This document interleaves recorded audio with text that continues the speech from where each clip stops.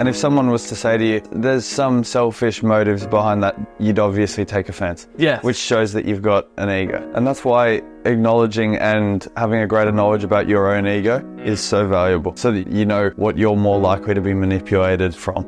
I think football was our outlet for our ideology. Like, it was almost, it was our kind of like how we sort of fueled our kind of perspective and self-story. Yeah, it was deeper than just like being a footballer. Pushing out of your comfort zone, I think, is so valuable because it creates new evidence. Okay. And I think your beliefs and your ideology only change when you almost are mindful of the new evidence that challenges your prior beliefs. Yeah, whether you step out of your comfort zone and realize that, you know what, I failed, but it wasn't actually too bad.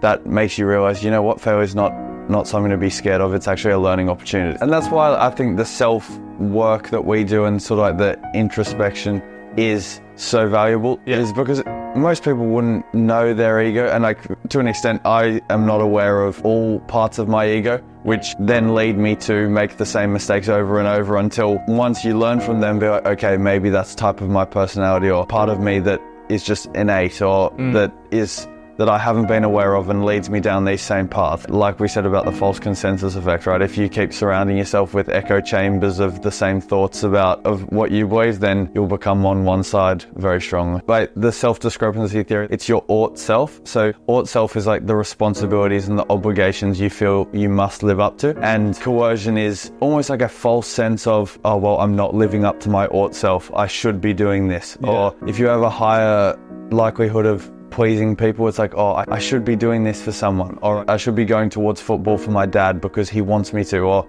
they've invested so much in it.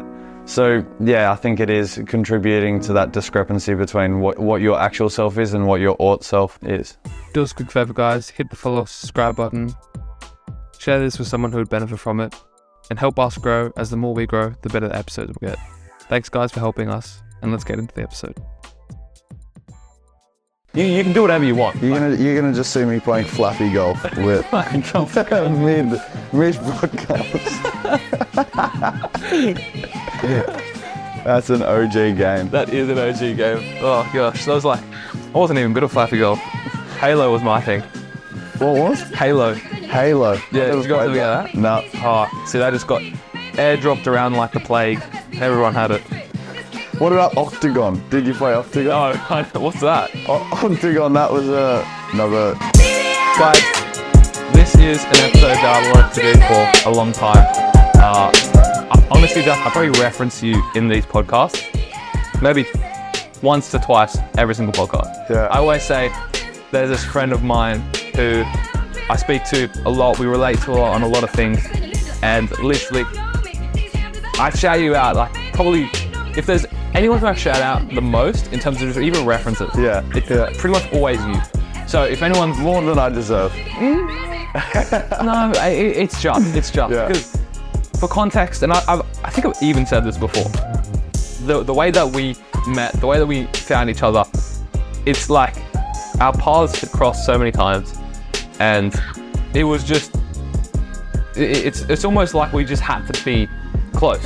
Yeah. It was like, started off at Mariners when I was on trial, you were there, and then we just kept on crossing paths. I remember at Rockdale one time when I made my debut for North Shore Mariners, and you even used to play for North Shore Mariners when I was there. We definitely didn't know each other then. You were in the 20s, and I was in the 15s. But yeah, just kept on. You're making me feel old there. But 20 sounds like it's a big difference. But we're only 3 years, like 8. Yes. So 20s and 15 sounds crazy. Yeah. But you were also playing up, weren't you? Yeah. Because he's good. Yeah, I was. Yeah, well, that's why we're here today. And Jack and I, literally, we left MacArthur Bulls at the exact same time. He went to the UK, I went to Germany, and I visited Jack on the night of his debut. Yeah. For Hampton and Richmond. Yeah. I really wanted to make it to your debut as well, but I remember I was like at Heathrow, my bus got delayed, and I'm like, I'm not going to be able to make it. Yeah. I then get to your house, well, your apartment.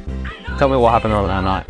Yeah, pretty impressive for you as well, the fact that we stayed up late past your Woot bedtime to just chat about like football and I don't know, sort of our mindset and Everything. stuff. Yeah, everything. And it's sort of like what we'd spoken about it before, but like we really related on like kind of our own mindset and stuff. And it probably that chat to me as well sort of revealed that football wasn't sort of the path I wanted to go on as well.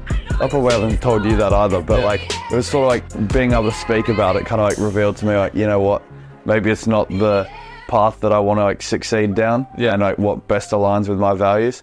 But yeah, it was I think from that moment we sort of like became a lot closer. 100%. For sure. Yeah, for sure. Definitely. Because, and also, you tore your meniscus. Yes, I did. Yeah, I did. So, for that, and also we didn't know that it was a torn meniscus. Yeah. I remember I thought, because you said this one thing, I think it was like, because I've also torn my meniscus. Yeah. And I think you said that when you do like that, yeah, it like flicks. Yes. And I was like, oh, that's fucking with me as well. Yeah. And I didn't want to like necessarily say that it was a torn meniscus. I think I did say, oh, it could be. Yeah. And then you get the results. For a week later. Yeah. Yeah. But I tried to stretch it out. We went to the gym the next day. Oh, we did. Oh. And I was trying to stretch it out. Yeah, we did. Being like, why can't I move my knee? Oh, I remember that. Yeah, we literally went to the gym. Yeah. And what else? We had the sauna in the sweatiest sauna ever. Yeah. And we're talking about how we went in fully clothed. Yeah. And then the random chick next to us was like, oh yeah, in Scandinavia you get kicked out of it. Yeah. And we were like, we just had a conversation with someone in the sauna. That's like the weirdest thing ever. Yeah. That's actually, I completely forgot that. Wow. We've definitely done a lot of crazy things together. Yeah. And had a lot of good stories. Yeah. And that's, we speak about it. So also, Jack and I have a call every Wednesday where we just chat. And we have topics, literally basically what this podcast will be today. Yeah. Is just even going back on those topics and talking about specific things. And we talk about masks and how you have different masks, as everyone does, and how you unveil each mask. And the way that we kind of saw that playing out was initially it was like pretty distant because on trial. Yeah. But then when we were both at Bulls, then a mask was taken back. Then I see you take me to the train station, and then you'd already seen my LinkedIn stuff. Yeah. And I hadn't put two and two together necessarily, that you were Jack from Mariners and Jack from LinkedIn. But until you said it then, that's when I put it together. And then I see you have the Relentless background on your phone. Then that sparks another conversation, mask down. Yeah. And then it's like so many masks keep on getting unlayered, you know. Yeah. When we see each other in England, another one. And kept on, you know, mask. And we're so open with how we speak as well. But obviously with the masks, right? There's a level of reservation that naturally is there for a sense of protection. Not necessarily for the person speaking, but for the other person as well. Like if I was to speak with you and then you find out that I'm absolutely like a psychopath. Yeah. Well, could still happen. Because you don't know if this is all my mask down. Maybe I'm going to be the baby reindeer. Yeah. Maybe I'm just, my last mask is I'm going to stalk you for the rest of your life. You should probably revoke your email address. I will. Right after this, I will. And I also know it off by heart, guys, because I have to put it into all the calendar events. So I could tell you right now, and you can also do it. Yeah, we'll cut that. Okay. But yeah, so... But then also the experiences that we've had and knowledge that we've been through, the same sort of experiences with football. Yeah. With like setbacks overseas as well. Yeah. It almost kind of like takes that mask off, and like I know because you've been through similar stuff to me that you'll understand. Yeah. So it makes me more confident to be able to like be a bit more honest, or show myself in like a different way. Yeah. Yeah. That's facts. And that's exactly what then happened to me when I was in Germany. And the first person who I called when I was in Budapest, when I thought that I need to go back to Australia, was Jack. And that's just a common thing for, I think, the both of us is, you know, if we need help in a specific situation, we need something to soundboard off. We know that. Hey guys, I don't want to interrupt this episode, but, you know, gotta do what I gotta do. Make sure you like this video. Make sure you leave a comment if you enjoyed it. If you want any, to give any feedback even, just leave that below. We're open to everything. Join the Patreon, guys. There's going to be a lot more stuff on there. We want to hear from you guys as well. We want to get you involved. If you want to be beta testers to the SCULPTED app, let me know. I can make that happen. Try and get involved at any level. What we're doing at Live Free, guys, make sure you check what we're doing there. Liam's got his own personal YouTube channel. He's always uploading. I've got my own personal YouTube channel that I've started uploading twice a month now. It's going to be cinematic like I am now, right? I've got the light above, got a cool camera. That's what I'm going to be working on, guys. So make sure you follow Live Free Diaries. SCULPTED app. We're doing great stuff over there. Additionally, we want to grow this podcast, guys. And the only way we can do that is through your guys' help. So make sure you subscribe, listen to us on all audio platforms. We're everywhere. So make sure you interact with us. Make sure that you help us grow, because the only way that we can grow this podcast is through you. We'll get better guests. We've always had great guests from the get-go. But we'll get even better guests on. Production value will go up. I've got my studio, but we need to get Liam his studio, and the only way we can do that is through monetizing this platform. So make sure you do that, guys. And I'll go back to the episode. I'll let you go. We've got each other there. Yeah. 100%. Because we can, even if we kind of know the problem in our head, the other person will just be a soundboard to help, figure out what the best approach is. And that's like when I think about, and you will relate to this as well in terms of the people who you surround yourself with, being relatively selective for your overall circle, but then having a few people who you can just really lean into. Yeah. And that's exactly what I would say I try and do with you. And I'd hope at least you try and do it with me. Yeah. No, I do, 100%. Okay, good. We can confirm that. Awesome. So, okay, let's get into some of the questions. Now, Okay. as I said to you before, there's like some questions that are just like outrageous, but kind of funny. Yeah. Actually, wait, we'll go to the quick fire questions first. Okay. And these aren't that great. It's just, for the listeners, if they want to find out more about you. So, Yeah. what's your best meal that you have? Best meal. Pesto pasta with chicken. Okay, that's a staple. Sole origin? Oh, not bad. At uni, I used to get that. Because Macquarie. Yeah. Yeah, that's another thing. Actually, it would have been Bulls. I don't think, okay, at Bulls, we used to meet up at Macquarie, didn't we? Yeah, we did 3 sessions. Yeah. That's right. Favourite holiday spot? Favourite holiday spot? New York. I'd like to live in New York. Seriously? Yeah, at some point. Concrete jungle? Yeah. Jeez. Yeah. Okay, fair enough. Best memory? Best memory?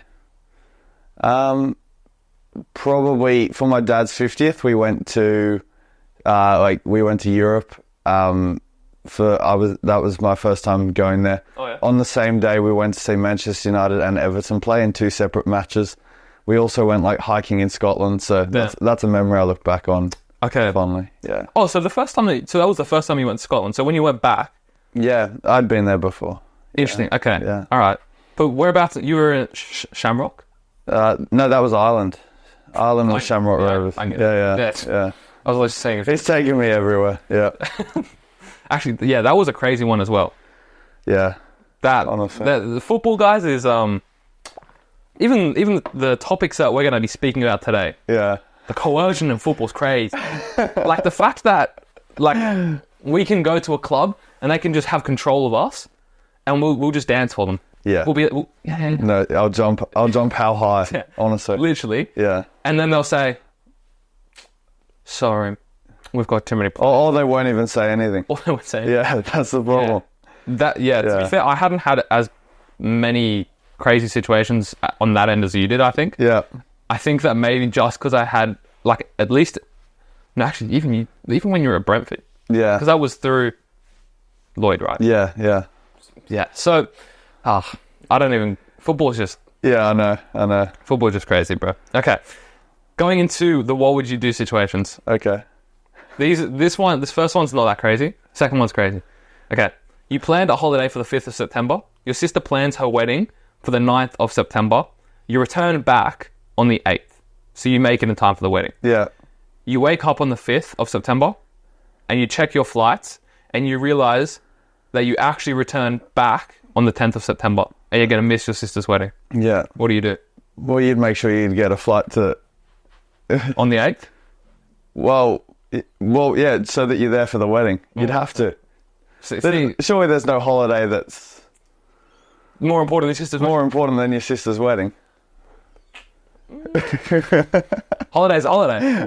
Yeah, but then again, I mean, I'd have to... I don't know, what's your faith in your sister's relationship? Do you think how many weddings is she gonna have? That's true. If you think she'll have multiple weddings, maybe you stay on the holiday. But Yeah, that's actually a good one. Yeah, that's a good topic. Yeah. Okay. There's my answer. It depends on the situation. Depends on the sister. Yeah, exactly. It depends on the sister. Yeah. Yeah. All right, perfect. Now this is the detailed story. Okay. You're introduced to a group leader, kind of hippie style, outgoing group. Yeah. Not your typical folk that you hang around with, but Okay. you're kind of intrigued because your friend was going and he told you good things about them. Yeah. It's like, oh yeah, they're great people. Just come with us. Yeah. You get into one of their night events and they're all having, a nice time around a big bonfire, kind of like a picnic, but in the night time, they're all having a nice time bonfire. Yeah. They're playing games, talking with each other about pretty deep things, like a little bit too deep for the average bonfire. Okay. It's like, so what was that situation where you were feeling this and that, and it's just a little bit almost too comfortable, Yeah. not knowing. Okay. And then you look up, and there's a weird clock, it's very dystopian almost, the way that, why is there a clock next to a bonfire? You see counting down from 10 minutes. You kind of ignore it. But then at the 1 minute mark, you hear them all counting down. 60, 59. And then it gets to 10 seconds. The leader who you met originally Yeah. starts screaming. Wait, is your friend here? Your friend's there. Friend's there? But And is he counting down? yeah, he's counting down. He with vim. He's going, 10! Yeah, okay. But guess what? Your friend's nowhere to be seen now. At 10, your friend's gone. Okay, yeah. And then, And it's just you and the leader, is it? and everyone else. Oh, okay. And guess what? At the 1 minute mark, a guy comes around with drinks. Yeah. He's pouring you a drink, little shot glass, Yeah. handing it around to everyone. Yeah. They're counting down 60, 59, and then at the 10-second mark, that leader Yeah. is screaming 10, 9, and then the guy next to you, who isn't your friend by the way, Okay. some random who you have Yeah. a really weird, deep conversation with. Yeah. He goes and then he looks up in the sky, takes a deep breath, and then you look around, everyone's saying the exact same thing. Yeah. 6, 7, 6, 7. 6, They start going back on again. 6, 5, 4, 3, 2. You hear a explosion. 1, and then on 1, everyone drinks the shot glass. Yeah. After 1, 0, they all drop. Do you drink it? Do you not? What happens? What would you do? I probably wouldn't drink it. But then again, do I have the choice to wait until seeing them drop to drink it? Yeah, because you could have drank. I'd probably react before the minute got down to 2 seconds, I'd hope. Yeah. But probably ask someone what's going on. Would I drink it? I don't know. Depends. It would be hard to resist, I think, when you're in that situation. When you're in that situation? Yeah, and then everyone starts... Yeah, I don't know. Because it's imagine, everyone's got it. Is there a solution to this hypothetical? There's no win. There's no win. There is no win. Imagine, it's Because you can't really escape, can you? Where have they taken you? You drink, you drink, you're dead, but you didn't know you're dead if you're drunk. But why are they all happy that they're about to drink? Have you heard about drinking the Kool-Aid? No. Oh, okay. Right. Well, basically, cult leaders will, get their community to drink Yes. the poison, the Kool-Aid, Okay. and then they all sacrifice themselves for Oh, right. whatever. So it's this cult leader. Did the cult leader drink it as well? He drank it, and he sacrificed himself, and you were just there. And guess what? You're probably a witness now, and you're probably, a part of the case now. Maybe you can get away with it. Yeah, I don't know. Would you start? I mean, me personally, What? I wouldn't. I would have gone at 1. You would have left. Yeah. And maybe it's not too far, but I would have walked How away. quick are you? You get away just at 1 before everyone dies. That's unbelievable. You're the Flash. 1 minute. 1 minute. I'm gone. 1 minute I'm gone, and Yeah, I would react before. I'd hope I'd react before 10 seconds. yeah. 10 seconds is crazy because imagine even if you're in the distance, you're just watching down, and then you just see everyone drop. Your heart would go. I know. Your heart would go.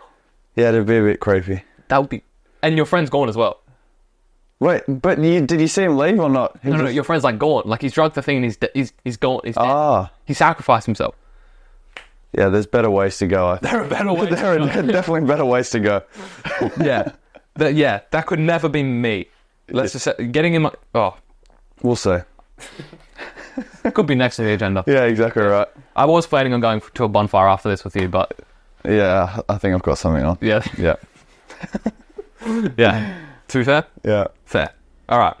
Now, those questions, silly, funny, but let's get into the main kind of topics for today. Now, the overall arching theme is RICE, and it's the 4 motivators for, let's say, action in general. Now, there's other things such as like resilience in terms of if I was to do X thing 100 times and never get a result from it. Yeah. A motivating reason for that could be the resilience that you have, but probably still relates to like ego, for example. Yeah. So there are a few things that could be outside of this framework. Yeah. But if you want to give let's say a summary for the RICE framework to the best of your, ability for the listeners. So RICE is, you're sort of like breaking down motivation and different parts of your personality and your behaviors that sort of contribute to enhancing your motivation. So it would be like how driven you are for reward, how strongly your ideology is and your beliefs and your kind of self-story, your narrative, coercion, so like the guilt and shame that you feel from not acting in line with the cult, who you are. Exactly right. And then your ego as well, obviously. So like the kind of image you want to maintain and how strong that is. Yeah. And it almost like you said with resilience, it's almost, it contributes to the cost of the behavior. Like your sort of like endeavor, you'll be more resilient if the costs are diminished of doing that action. So for us, for football, it eventually got to a place where the cost of continuing was probably not in line with our RICE for different reasons. Spot on. And that's probably how I'd summarize it. And I think that uniquely for us, it was more the ideology that actually switched it for us, right?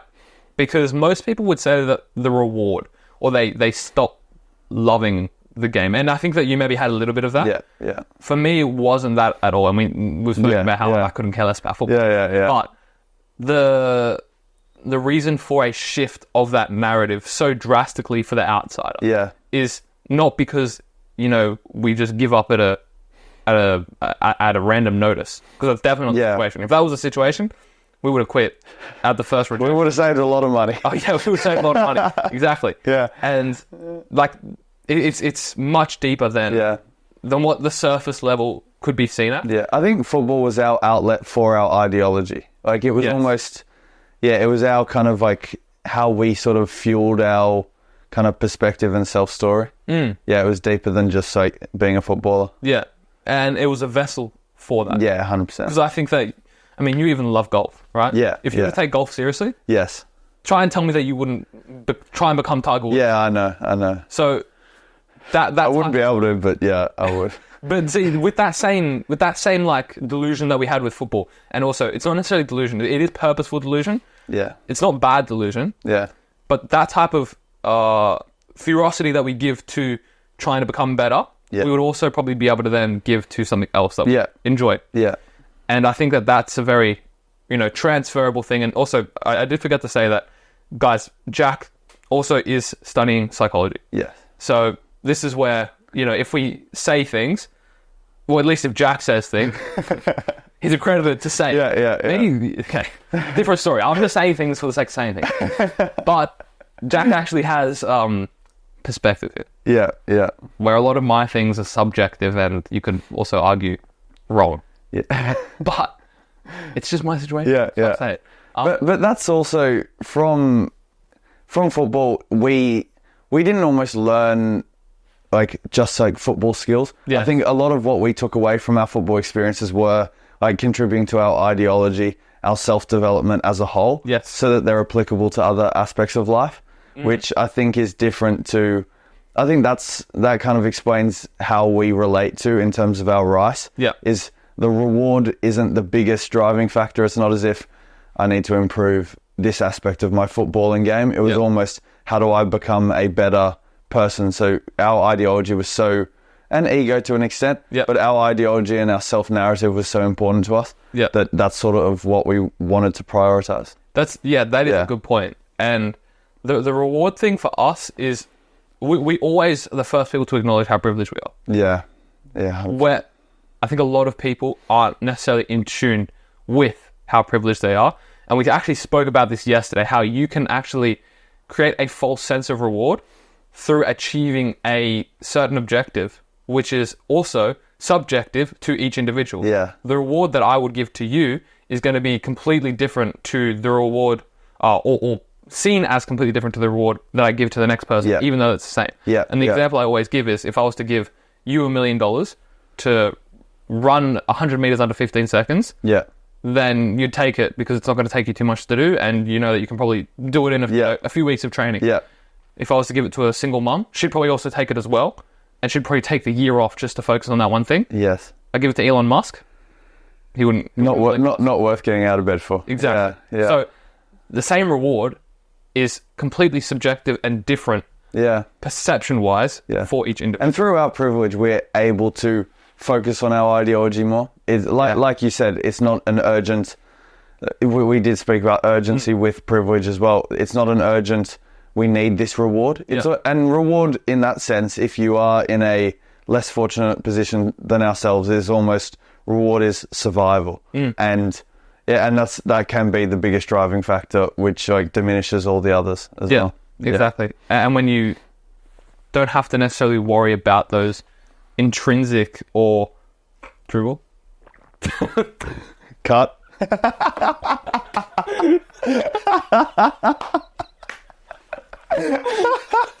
I would never do that with a guest, but just because you had to do it. That is class. Oh, Josh, how are we going to recover from that? Oh, Christ. It's going to be like red into the next scene. I'm in a different outfit. Okay, I've got to make sure I'm not red. I get red so easy. Just cool down. All right. So, the survival. That's such an intrinsic thing that, day to day, we don't have to worry about. Yeah. So, once that survival thing is taken care of, everything that you start to worry about is, sure, it's valid, but it's also not completely core to what you actually need to be doing. Yes.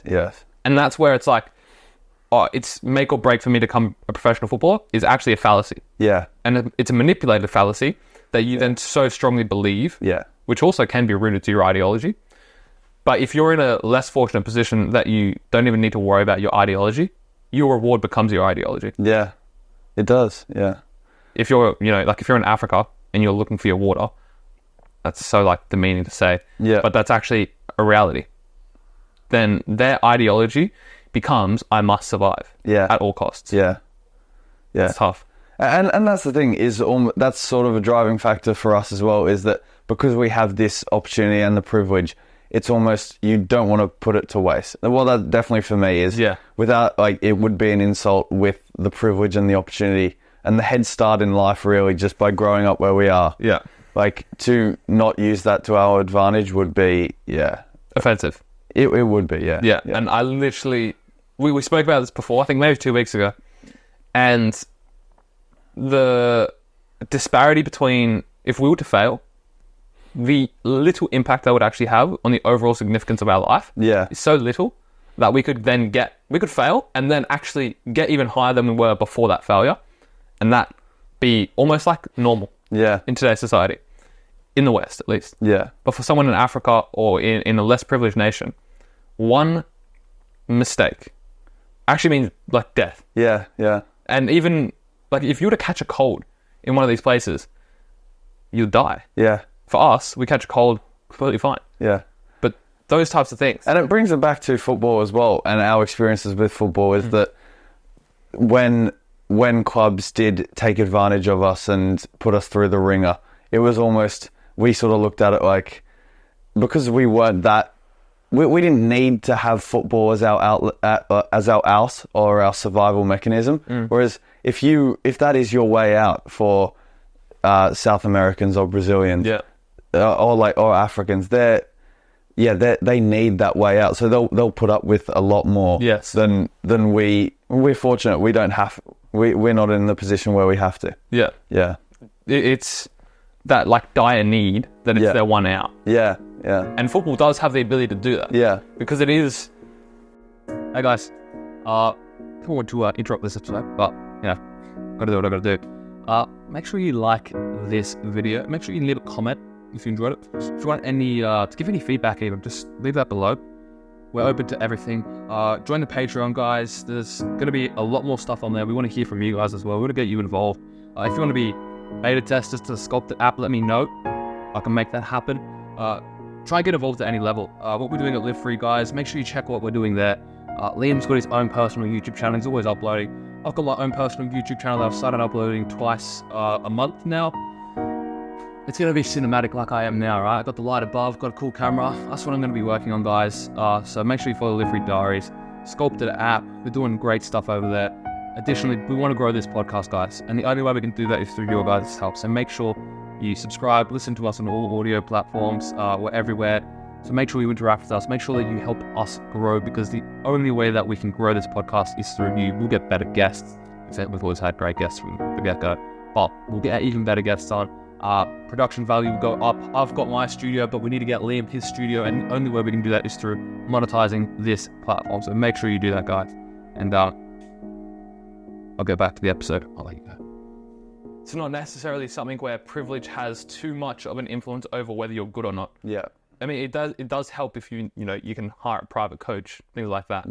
But also, I mean, most people who need to have a private coach typically also need it because they're not good enough. You can do enough training by yourself or with a friend that you can get to a good enough level. And that's where you see, a lot of the less privileged nations being really good at. They are. Australia, because we're more privileged, probably a little bit lower. England, I mean, arguably, a lot of their players aren't, bred English. But that's where you can see, the more privileged countries, they're only starting now to really take head. Pause. Take head. Take it. Hey, pause. Resume. Take leeway or whatever it means to get ahead of someone. And the Western countries, that's crazy. The Western countries are only really seeing that now when, the sports evolve. Like in business, you can see that the West will pretty much always be bigger than the other countries because they've got the capital for it. And they're using that for good. Because it's a very evolved system. We used to go bird. Not on purpose. Because that camera's not so the Western, like the business systems, from the get-go, it's been profitable. But for football, they're now figuring out how to, incorporate it and make it actually a business. And that's where it's going to get messy, right? Football will become more of a business where... And it is already. And we see it. Not going to name names. But we see it. And people see it in things that have come out even this week in certain things. And it will happen more and more frequently. And that's just business at the end of the day. But yeah, it's... And where there's a lot of money at stake as well, it's going to be... That's what's going to happen. And reward. Exactly. Reward is let's get into the reward a little bit more, because reward is also, as I said, subjective. But, okay, I spoke about how reward does vary. There was one thing... Okay. Yeah, so... Talking about the fallacies and artificial rewards that we take, the perception of them, that's something that I want to talk about. So the perception of someone's reward is intrinsically perceived. Now, what I mean by that is the reason why I believe that Nike is more valuable than another company is merely intrinsically perceived through various factors, whether it's external. Well, I'd say most of the time it is external, because for me to value this, cup, I may look at it and think it's very old school, but then I give it to my grandma and she thinks, oh, this is the most beautiful thing she's ever seen. And that's just due to her, environment, her growing up. Yeah. It's what everyone prized as the most beautiful thing. But then also, if that cup was from Gucci, you'd also think that it would be more valuable. Yeah. And that's like the anchoring effect, right? So like through association and through like brands do it a lot, just by the brand name and the value associated, and obviously the ego of, oh, if I'm wearing Gucci, then I'm seen as higher value. Which is another thing we're speaking about, how people associate themselves with famous people. Yeah, exactly. It's almost, you're always kind of striving to elevate yourself in that way. Yeah, that is a good point. And have you got any moments in your life that you could maybe link to you having a false sense of reward? Like I always talk about how my sense of reward through Nike, and I always bring it back to Nike because it's a very easy one, or Apple even. Like the perception that we have with these companies it's a fallacy, really. Like it's literally just made up. You can't point out to me why, if there was like a list of things. Yeah. You can't really point out to me why, other than saying everyone has it. Yeah. Or Ronaldo's sponsored by them. Yeah. Everyone I've got with. Literally, you can't really point it out. If it was in the sky, you'd be searching for it. Yeah. But why do I only wear Nike? Why do you only wear Nike? Why do you only have an Apple phone? Yeah. That type of, like, do you have anything that you can relate to there? Probably through a false sense of reward. I would say I sort of experienced that with football. Mm-hmm.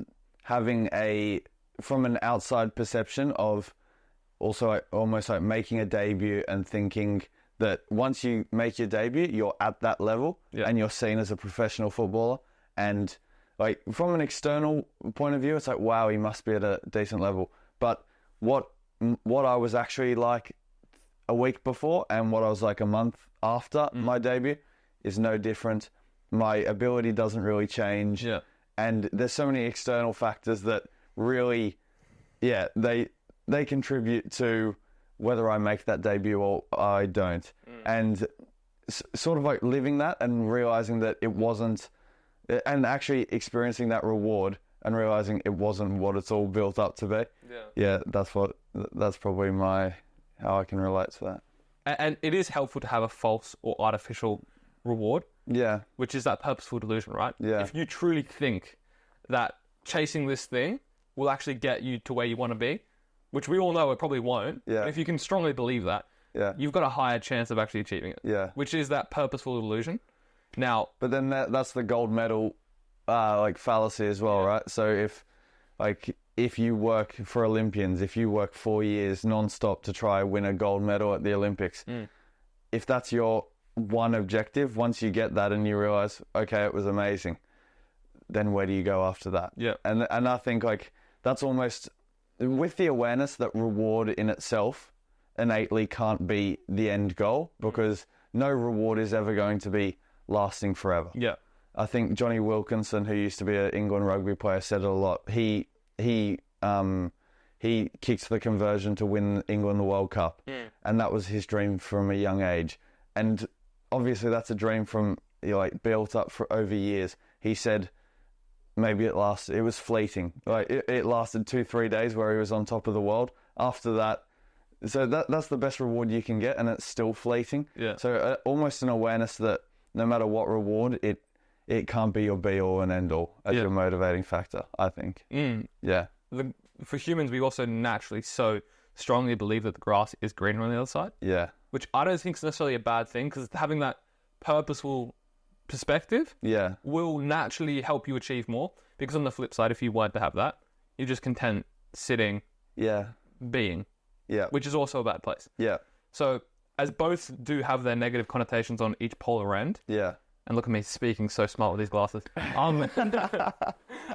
But as they do both have that, I wouldn't even say that the middle ground is necessarily the ideal end. I think that you kind of got to be a little bit more to the right.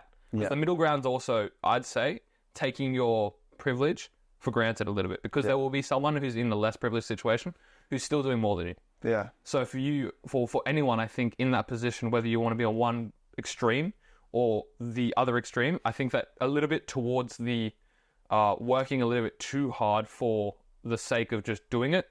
Not to say that you should just work hard for the sake of working hard, but I think that being a little bit more to that side is just going to be more safe. Yeah. Because on the other side, and I think you are able to work really hard to a certain goal, but also I think the main thing is the awareness that the reward's not everything, which means that you enjoy the process, and that's the biggest thing. And I've learned that firsthand with football. I was so focused on the end goal that all the process and all the training in between was irrelevant to me. Yeah. And I didn't stop to be like, this is actually enjoyable. Or I'm going to enjoy this and like embrace it, because that is the main thing. And for now I'm really fascinated in and interested in psychology and driven towards that path. And I'm making sure that almost the enjoyment of it and like leaning into my interests encourages me and motivates me to pursue that reward even more. Go into where having a wider approach of life, whether it's doing something that you previously would forbid yourself of doing, in football now helps you have a more full perspective of how that actually can help you with the awareness of psychology. Yeah. Well, probably just from my experience over the last few years, going from you and I were both so dedicated with football, and if you were to tell us 2 years ago that we'd both be sat here, I would have thought the person. Retired. Yeah, retired. So the fact that I can recognise now that my views have completely changed has opened my eyes to being like, and I feel like I've grown from those experiences and with that awareness. So being able to experience different things and put myself in environments and scenarios that I wouldn't usually find myself in, I think can only benefit you. Yeah. The difficult thing about doing it though is also finding because we've been very restrictive.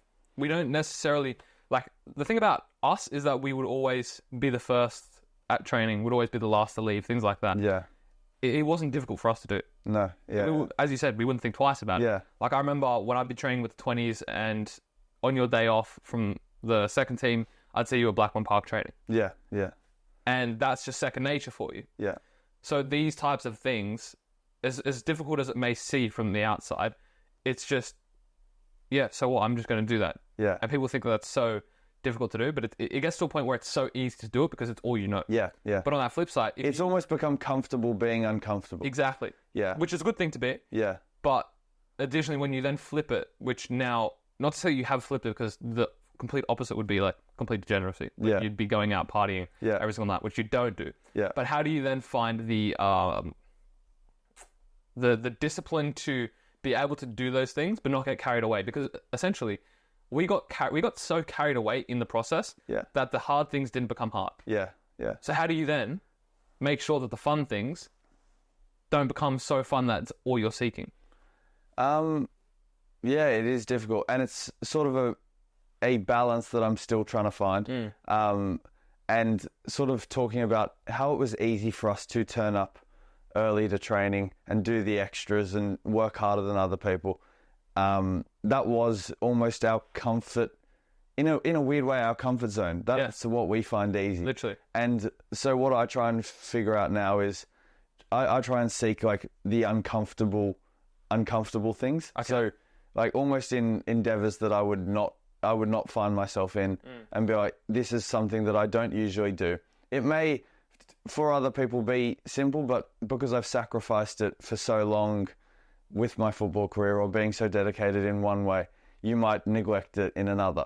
So that's sort of how I open my mind to it, is almost like challenge myself to be like, this can actually make me a more well-rounded, better person than just leaning into the comfortable stuff and being like, I need to work hard 24/7 because that's in a weird way, that's what I find easy. So, yeah. Well, that links into your ideology, and before we go into that, the uncomfortable things, and then leaning into the uncomfortable things of the uncomfortable. Yeah. Firstly, going to the center coast is pretty uncomfortable. Yeah. Second yeah. coming to a podcast with, cameras. Yeah, 100%. Uncomfortable. Yeah, it is. So, and I think when we were so focused on just football, we made everything our library. So if we were to come onto a podcast when we're playing football, it's for football. Everything that we're doing for football was for football. Yeah. So now how do you then relate that to something that's so wide where now we just want to become the best that we can become?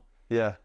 We still have to make everything our library, but you then have to create all of these different kinds of things alongside that, which will then help you become a better person, which is what our ideology is. Yeah. So let's talk about the ideology part a little bit, because ideology is the strongest. I think that the reason why I stopped playing football was because of my ideology. The reason why you stopped playing football is probably a similar thing, right? Yeah, I would say so. Go into the ideology thing for us. Okay, so ideology is sort of your self-narrative, or the story you tell yourself about who you are as a person, how you act, and sort of your behaviors. It is a self-fulfilling prophecy. So your behaviors and your actions further lead into your self-story. So and that's how momentum is created as well, right? In either way, whether a negative spiral or a positive spiral. Yes. So if you have positive actions towards your self-story, then that will contribute in building up, I'm the type of person to train hard in the mornings. But if you have a week where you don't get out of bed and you're lazy and you don't keep those promises to yourself, that fulfills that self-narrative of, I'm that type of person that won't keep promises to myself, and it begins that negative momentum. So, that's, I think, definitely for us, the ideology has...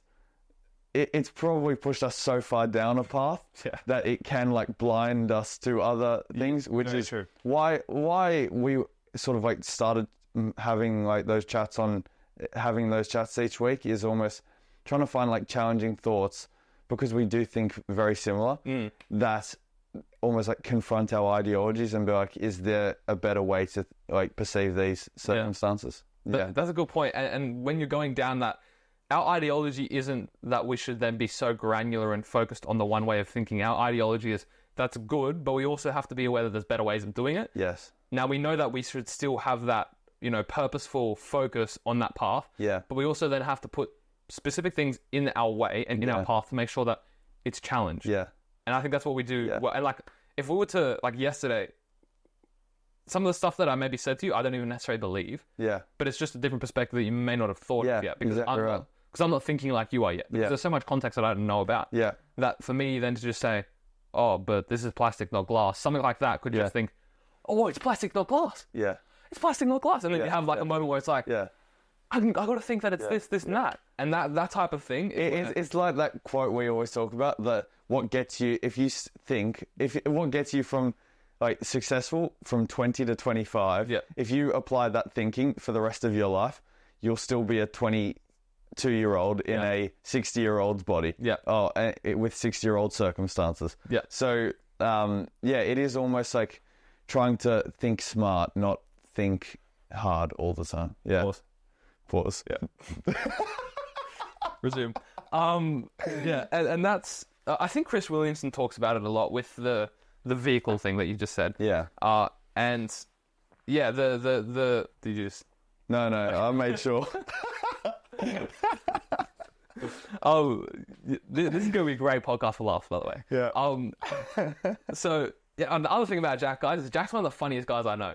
Genuinely, you're actually one of the funniest guys I know, because it's the jokes that you make are always in the moment. You won't come with a knock-knock joke and it'd be funny. No. But in the moment, you just say something. Yeah. Bro, I always resort to humour. Yeah. But see, I think emotionally intelligent people like yourself naturally will be more charismatic, more humorous. I think that's the word. Yeah, it is. I'll take these off for a second. Yeah. And that's where, that overall perspective of being a well-rounded person, and I don't have a better word for it, because I think there should be a better word for a well-rounded person. There should be almost an abbreviation. Something like that, where it's you're one of them. Yeah. Because not many people are that. But if you look at a footballer, and not to hate on footballers, because we were once aiming to be that, but quite often they're very dull, boring. There are people who are... It's because, and for any high-performing endeavour, really, you have to sacrifice so much to get that little bit of success. Yeah. So, naturally, you're going to sacrifice a lot of, a lot of perspectives and a lot of, character building that may make you a more holistic person. And considering you've been to the gym once in 3 years, Yes, 3 years. Yeah. you're going to have a lot to talk about. Quadzilla over here. See that? To the teardrop? Yeah, exactly. See, that's why I wear baggy jeans. I don't work legs anymore. I'm retired. Oh, yeah, retired. Only upper body now. Only after body. We can see. That's good. Thank you. Feeling it now. Oh, gosh. Yeah, these are supposed to be 2XU skins. So Oh, they're way too big. Oh, gosh. All right, so what? Journey that. I don't know what you're saying about Journey that. Yeah, that journey that person takes, I think the journey that person takes is going to be helping them to get to that ideal version of themselves, which is the ideology. Because my ideology is a false perception of what I think I am. So my ideology isn't necessarily what I am, but it's what I strive to be. Yeah. And so I then have to make the conscious decisions to constantly strive to be that. So for me, the reason why I may have stopped playing football is because if I want to get to the best version of myself, I don't see football allowing me to do that. Yeah. Because it means that I have to get a second job alongside of it. Yeah. Yeah. To then pursue the dream that I had. And then I have a 5-10 year career where I'm not even able to excel, possibly, most realistically. Yeah. Because I'm back in Australia. All of those different things. And I'm like, the ideology piece here has to shift through the vessel that I do it. Because the ideology hasn't shifted completely. It's just a vessel that I now chase it. Yeah. Is that perspective is kind of changing. Yeah. And that was the biggest thing is it's sort of like with the ideology is it's self-discrepancy theory. So that's self-discrepancy theory is pretty much the aversive symptoms like the anxiety or the depression you feel when your actual self, so who you are now, or your self-story, doesn't match your ideal self. Oh, right. Okay. Or your ought self, which is like the responsibilities you should live up to. And our ideal self was never a professional footballer. Yeah. It was sort of the type of person that can be a professional footballer. So like a high-performing individual. That was always our ideal selves. I think you always knew that when we were in England, that sort of revealed it to me. Yeah. Being like, I don't actually want to be a professional footballer. I want to be the type of person who is a high-performing individual and can be a professional footballer if they wanted to. Right. But really wants to like succeed in life. So yeah, it is that ideology kind of motivates you to diminish that discrepancy between your actual self and your ideal self, I think. On that same kind of thing, there will be people who don't act within their ideology, right? Yeah. And that's what you're talking about with the word that I can't remember, or the example. I love it when you come with the examples that I haven't heard before. Yeah. Then I'm like, oh, that makes so much sense that you put it together. Yeah. Like when you give like the rat examples of, two rats in a cage. Things like that. Yeah, yeah. Oh, that's like what I was thinking about the other day, but putting the word Yeah. And that's where it's like, if you are so distant from what your ideology is, then the distance actually becomes your ideology. And you start to feed that narrative to yourself. Exactly. And that's where that negative spiral can go down. So if you're constantly believing that you are a failure and maybe you would like to be something, and that's what you constantly strive to be, but you take if the decisions are as literal as a left or right turn, and my ideology is on the right side, but I always turn to the left, then my ideology becomes... Exactly, that becomes your self-story, right? Yeah. I'm the type of person that won't live up to who I want to be. Yeah. And that's like a dangerous feedback loop. Very dangerous. Yeah. Because then it becomes so easy to take those left turns continuously. Yeah. And it's like, oh, I'll just take one more. I'll just keep.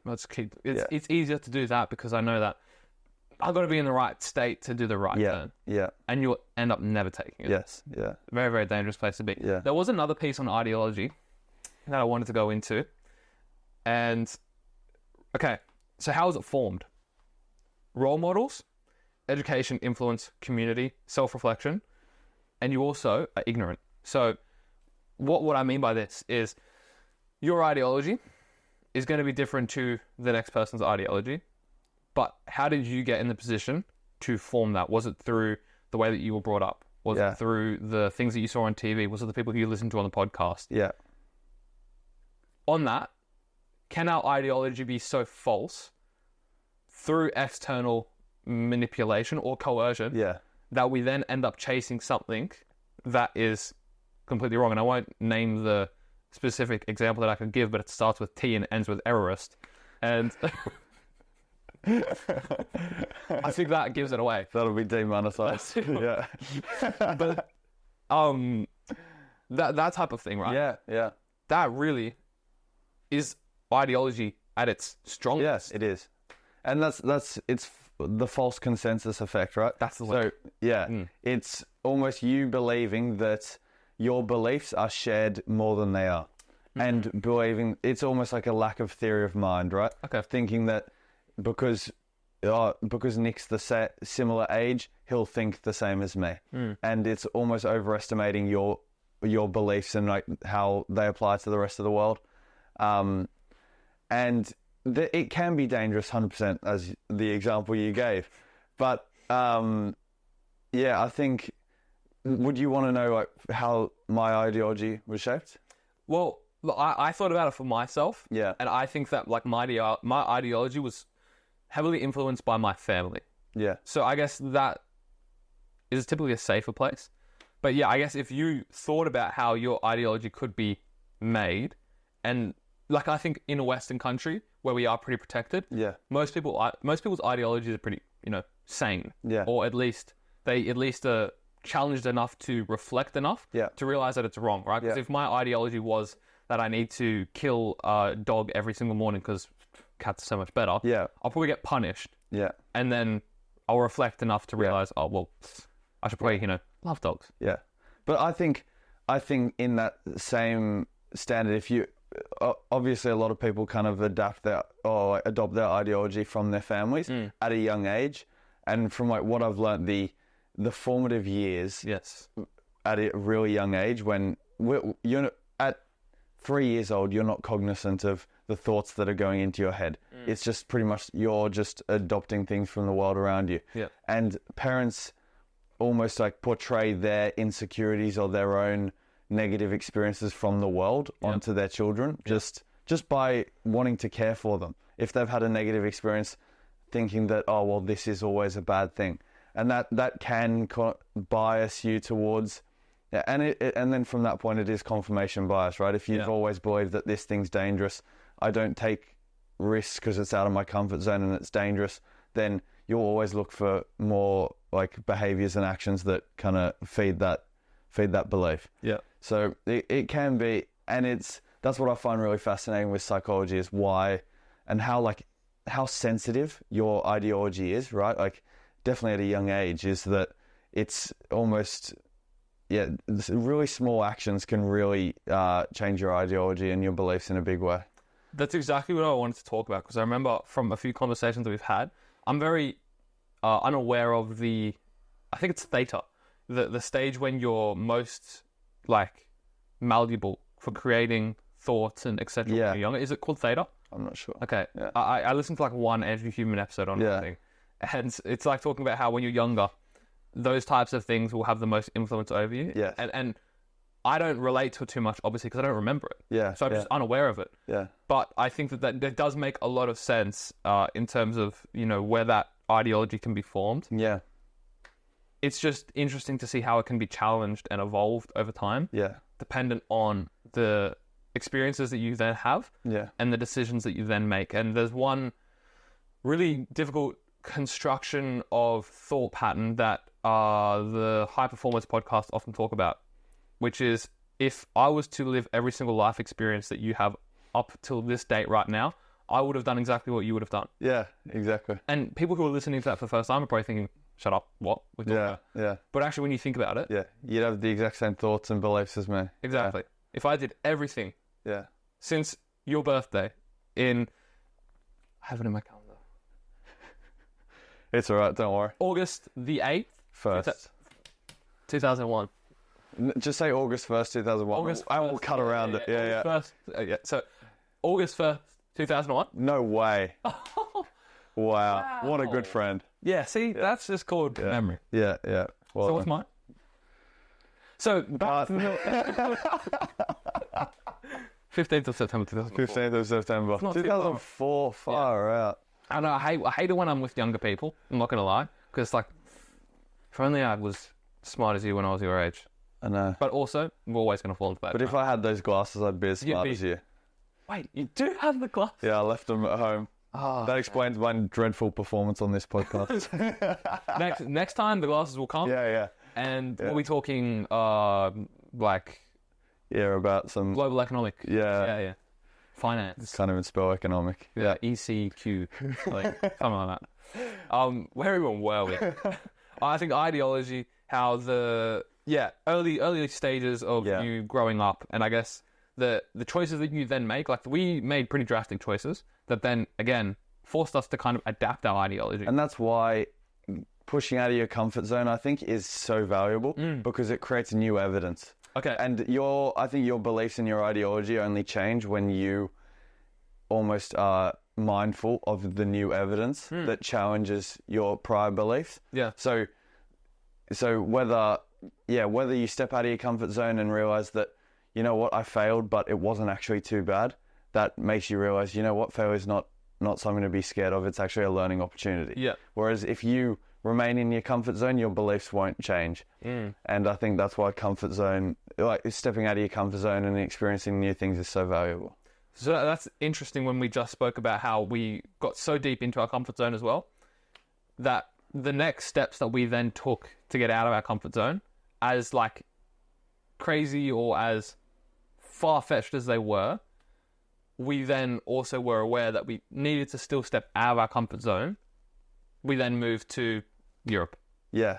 And as in our comfort zone that still was, because we were doing football, which arguably is our comfort zone, those kind of things are invaluable for us. Yeah. Like, there's no way you can regret. Yeah, no way at all. And it almost, it makes both of us, if we wanted to live overseas when we're older, Yes. more willing to do that and 100%. realize that there's a lot of opportunities elsewhere as well. Yeah. I think the things that I learned from even just looking at different cultures. Now, England's very similar to Australia. Like, when I went to England, I felt like I was home. Yeah. I was with Jack, and I'm like, Yeah. we're back home. Yeah. It's great to be home. Thank you. Except for the grey skies. Yeah. It's the lack of sunlight. Yeah, the sadness of just being in the UK. Other than that, Yeah. I was home. Yeah. And then, like, I heard Aussie accents. I saw my cousin. Yeah, it's a good time. Yeah. But the things that, like, being in, like, Hungary, for example, well, that's even really different. Yeah. Because it's, like, there's such a prideful country of just, like, being Hungarian. If you go to Germany, there's not, like, one German flag. Yeah. There's a reason for that. Yeah. Because you know what happens when you've got too many German flags. Yeah. But, like, Hungary, for example, literally every single house, pretty much, like, every single house, obviously a massive over-exaggeration, but in terms of at least every street would have a Hungarian flag. Wow. And it's like, damn, these people love to be Hungarian. And Yeah. like, you see that in the US, and as an Australian, would say they're so cringe. Yeah. Did it make you more patriotic or not? Well, I'm aware that being patriotic is also a little bit cringe, but I was like, I'm Hungarian. Yeah. And then, you know, got the passport now. I get little, like, letters in the mail saying, vote for the new president or whatever in Hungary. Yeah. I don't even know what it is. Yeah. And then I just asked my Hungarian friend, what do I do? She says, oh, it's fine. You don't need to do anything. Yeah. And, like, those types of things, it's like, yeah, Hungary. Yeah. I'm Hungarian. It makes you grateful for different things, doesn't it? It does. Yeah. Yeah, it definitely does, which is, the gratefulness is attached to reward, but then it also can be linked to ego. Yeah. So touching on the ego side, I find ego the most interesting Yeah. because it's often the most masked and least talked about Yeah. because it's uncomfortable. And I would say most detrimental as well. Okay, yeah, that's good. Yeah, so the polar sides are actually more similar. Yeah. Because a rejection of ego is egotistical, Yeah. and then being outwardly egotistical is also a detriment. Yeah. Yeah. So it's almost like ego, if it was a scale, it's actually a very flat scale. There's no, like, line. Like, even in the middle ground is just being aware that you've got an ego. Yeah.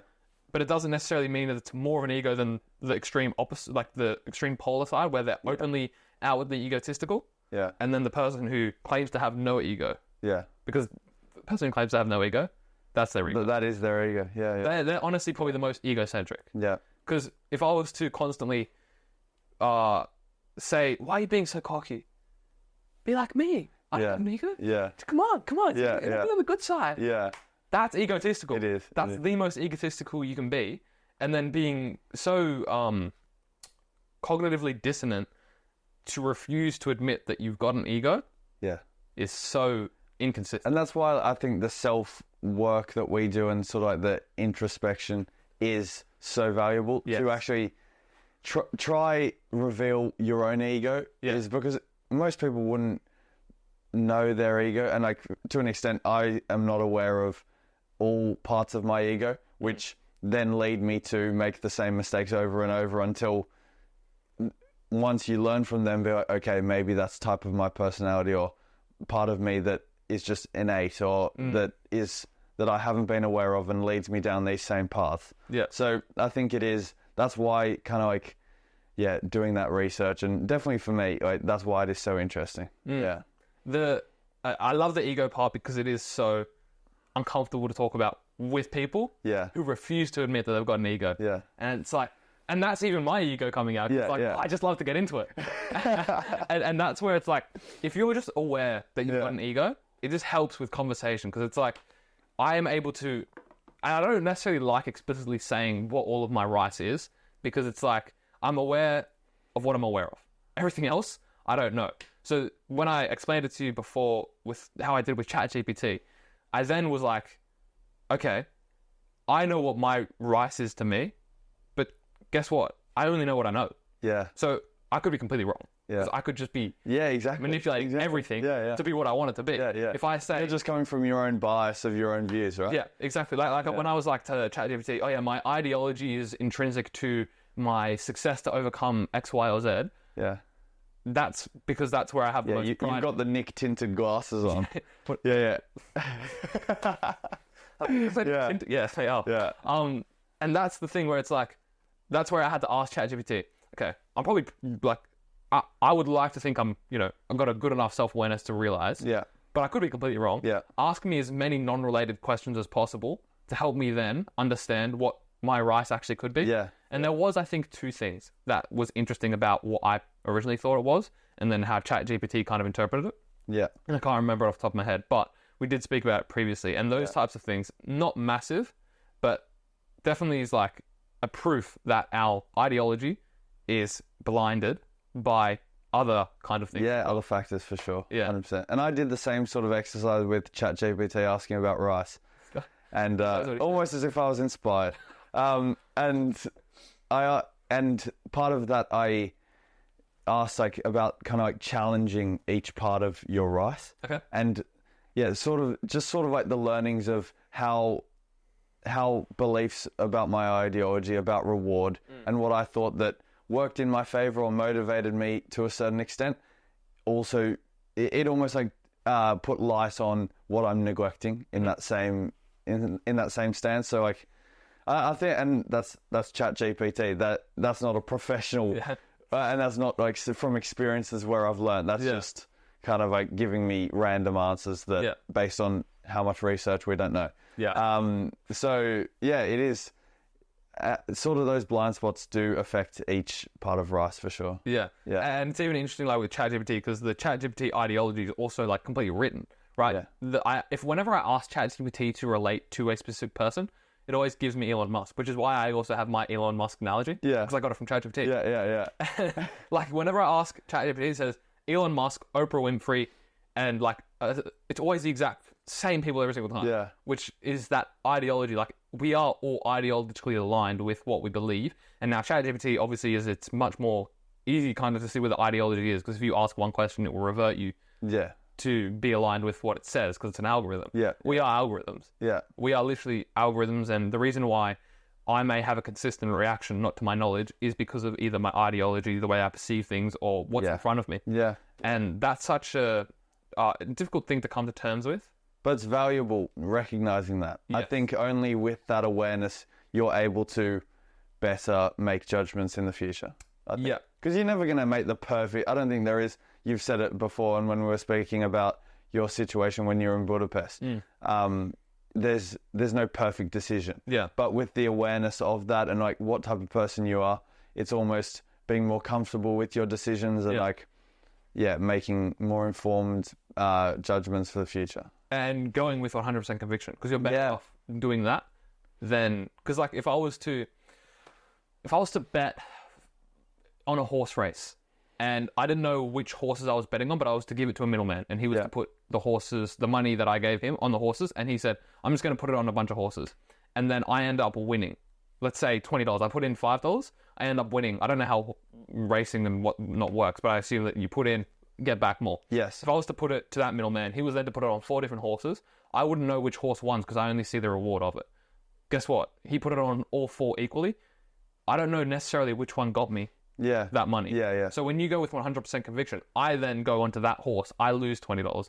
Well, at least I don't know. At least I know not to go on that horse anymore. Yeah. And I'll go to the next horse. Exactly. Well, I don't know about him. Let's go to the next. Okay. Yeah. I end up winning on the next horse with 100%. You do love an analogy. That was actually quite a good analogy. Yeah, and that's off the dome. Yeah.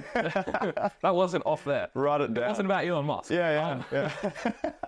And I saw an Alex Hormozy post this morning on LinkedIn, and I can tie that to that. He said business 1 failed, business 2 failed, business 3 failed, all the way up to business 9, everything failed. And when you're able to see that your results are your fault, you can start to take more, responsibility for that. Yeah. Which is power, isn't it? It's like the accountability and the ownership that like it's your sense of agency, knowing that you're in control of your success or your failure. Yeah. And like, to bring it back, we are in a privileged position that we're going down paths that are in our control. Yeah. But yeah, it is power for sure. As much as we are in control, though, we're also out of control in some perspectives.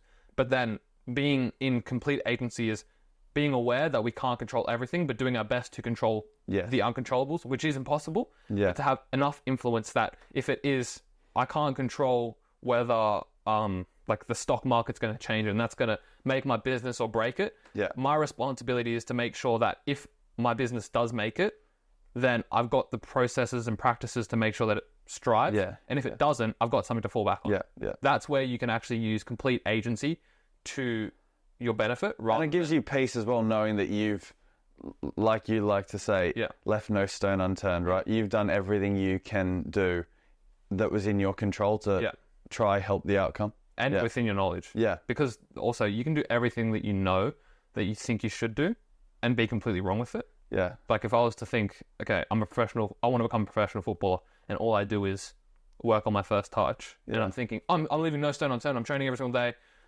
Making sure my toenails are nicely trimmed to make sure that, the perfect touch of the ball. Yeah. Everything like that. But then you're so focused on that like binary perspective that you've left no stone unturned there, but left every single other stone unturned behind you. Yeah. And that's when it's, as much as that's good, you then also have to have these types of conversations where it's like, no, but you got to work on your passing, you got to work on your scanning, things like that. Yeah. That type of resistances. And I think that's sort of like through the exercise on ChatGPT, what I found as well, a big part of my ideology and ego as well was it would have been helpful to find mentors and opportunities and people that are sort of like going down that same path as me, and not almost, yes, we have a lot of the same thoughts, but almost exposing yourself to people who are sort of in a position that you'd want to be, but have different upbringings and different perspectives to you, so that it kind of like broadens your mind. Because like we said about the false consensus effect, right? If you keep surrounding yourself with echo chambers of the same thoughts about of what you believe, then you'll become on one side very strongly. Yeah, very true. The good thing about a podcast is that I'm able to then invite those people. So like with the app that I've got, obviously, when I'm thinking about how I should do it, I'm only thinking about how I should do it. Yeah. And then when I start to, reach out to someone and they say, no, you've been doing it completely wrong. Yeah. This happened the other day. Yeah. And she was like, you forgot the one fundamental thing. And it's the user testing, which is what you're doing. And I never did it because I thought that I'd done enough research to skip it. And I had done enough research to skip it, but to then create the app into a functional app on your phone, I need to do that part. And I'm thinking, why would I need to do it when I've already done all of the research? Yeah. And then now that I've done it, and remember the journal feature, how I talked about, I've actually got to like almost spoon feed it to you. Yes. That's actually the right way of doing it now. When originally I was thinking, people will just know what it means. Yeah. Obviously, I didn't actually think that people would just know what it means. Yeah. Because I always knew they had to explain it to a level. But making it so digestible that there's no other option but to do it is the real kind of, thing that I learned from that. That's the perspective. And it's valuable. Yeah, Yeah. 100%. Yeah. Now, the last letter. No, it's not even. It's second last. We kind of skipped through. Yeah. But coercion. Now, Yeah. coercion is the weakest, Yeah. but for me, it's the strongest. Yeah. Yeah. Been scammed 17 times. Yeah. And I think coercion is the easiest to see through. Yeah. Like, I also always knew that I was getting scammed by this guy, but I was like, okay, he's paying me half. I can live off half. I'll just keep going and hope that he's going to pay me in the future, because most likely he can't get away with it. Well, he did, but I didn't think he could, which is ignorance. But Yeah. that's coercion. Now, Live and you learn.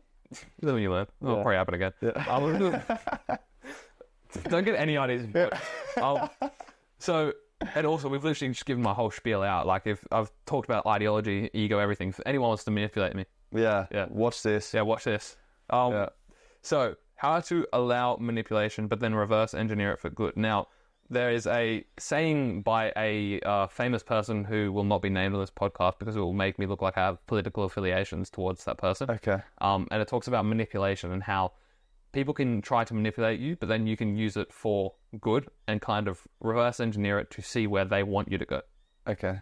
And I think that that's actually an interesting point, because if I was to imagine we weren't friends. Imagine I didn't like you, and I was trying to kind of portray a sense of friendliness to you, but intrinsically I just wanted you to do something for me, or I was trying to use you or manipulate you. Yeah.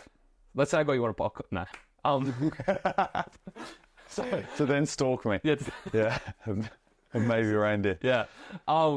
So imagine, like, with the coercion part, if I was to coerce you into, let's say, coming to an event with me, and then guess what? I say, yeah, just leave your phone and stuff at home, and then guess what? Someone then steals your phone, things like that. Yes. That's pretty easy to see through. But then also, if you were aware enough to see that I was taking you to an event so that I could then steal your phone and whatnot, then you would realize, oh, well, he wants to steal my phone. Maybe why does he want to steal my phone? Maybe he can use it against me in the future. Those types of things. Yeah. You can reverse engineer it to make sure that you're in a better place. Yeah. Fine. Cut. That's a fine. With a greater perspective, it allows you to lower how your coercion can steer you away from your values, or how you actually, your ideal self. Yeah. I think. I think that example is very common as well, because a lot of dads, and not to say this is your case, but like, for example, a lot of my Italian friends, they were like put into playing football because that was like what their dads wanted to, and I'm not too sure for exactly every single one. I've got 3 really close Italian friends, Yeah. and they all played football at like a decent enough level. They were good, but then they all stopped, and I'm not too sure if that's whether because it was necessarily what their dad wanted for them. I don't know what, but I'm sure at least one of them, it was almost like their dad's dream. Yeah. For them, because they had a love for the game, but it wasn't the love for the game that their dad wanted them to have, potentially. Yeah.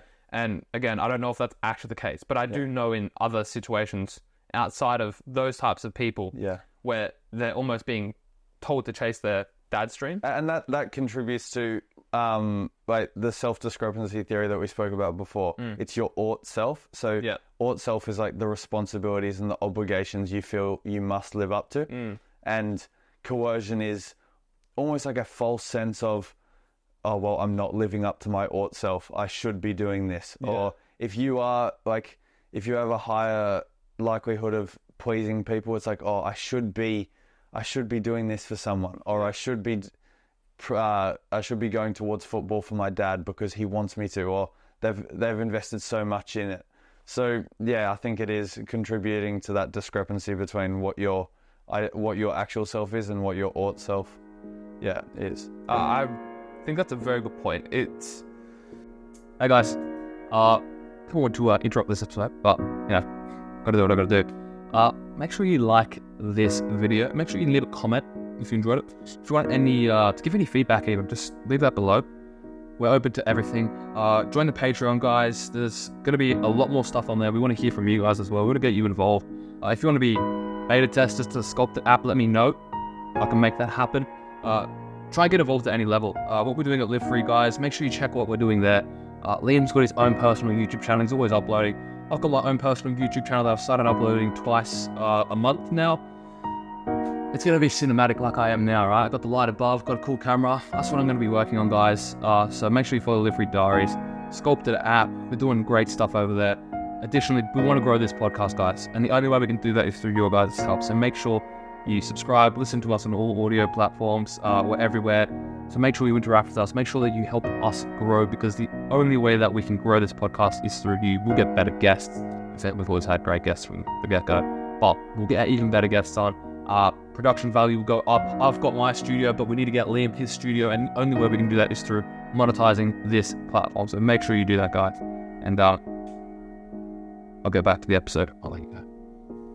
Like, as good as coercion, like the coercive kind of nature is always negatively connotated, but there's also situations where it will have a positive connotation in terms of, if I was to coerce you into thinking better about an ideology, then also it's like if you were to be a T-Rex error, and I was to then coerce you into believing something else that was more positive for you, it could literally be, oh, you can have the beliefs, but just don't. Yeah. Then it's probably better for you. And as much as you may not believe it in the moment, coercing you into thinking that could be more beneficial for you, the wider majority of people, and etc. So the coercive connotation is often negatively affiliated, although there can be positive, spins on that coercion type manner. Yeah. What do you think about it? I think, it's almost downstream as well. I think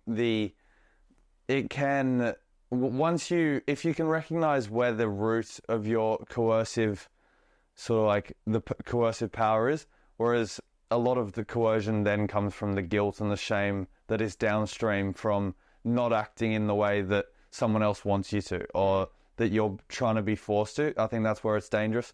Whereas if you sort of can go to the root cause of the coercion, it doesn't have to be purely for negative, I don't think.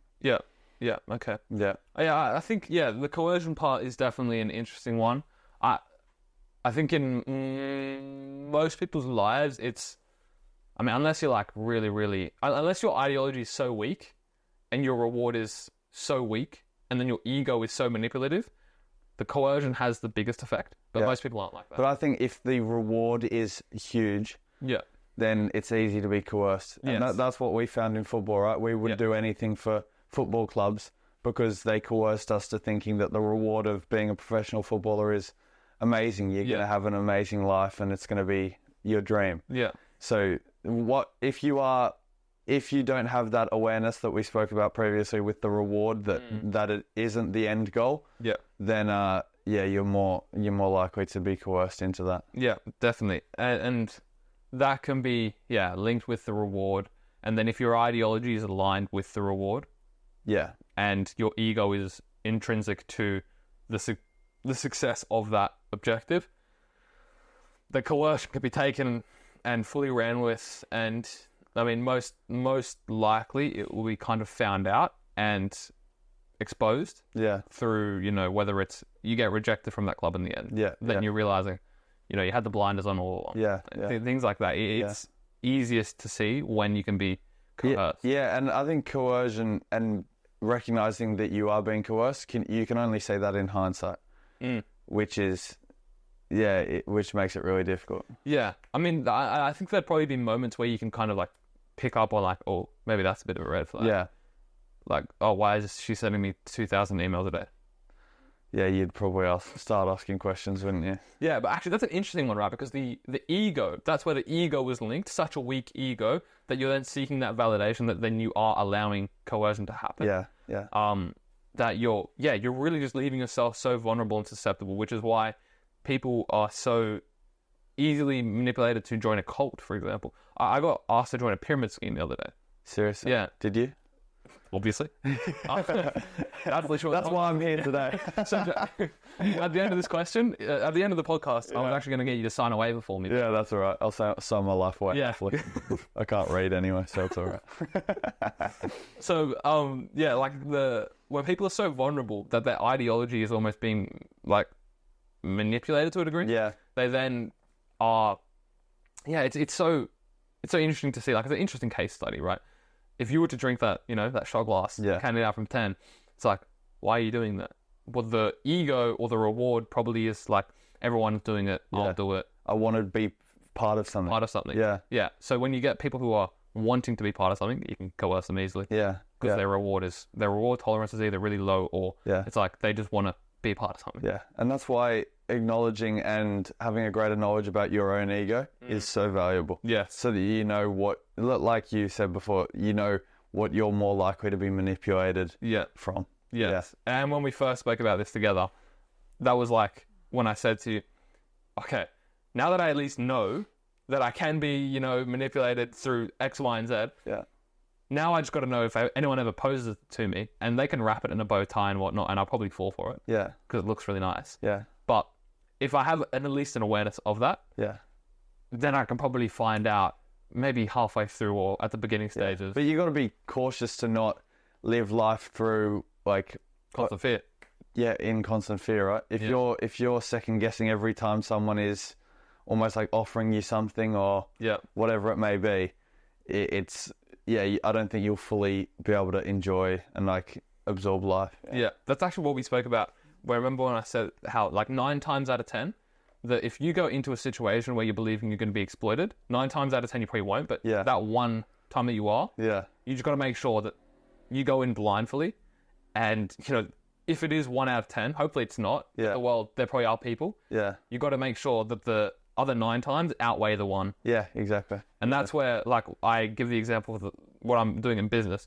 I've already had that one. So it's more likely that there's going to be, you know, maybe 2 out of 10. Yeah. And to be honest as well, with business, right, if you are to be cautious and not bring along anyone for the journey because you're thinking, I don't want any external like influences that may screw me over in the future, are you going to enjoy it? Like, will the journey actually be that enjoyable if you're not sharing it with anyone? Yep. So I think it can be dangerous to, almost sacrifice a lot of the actual enjoyment in the process of it with other people for like the fear of, okay, maybe the outcome will be a bit smaller, or maybe maybe I'll have a small dip in my like short-term goals or whatever if I do. But I think, it's probably a balance you need to find. That's what the reward is, right? Because reward in business is so obvious.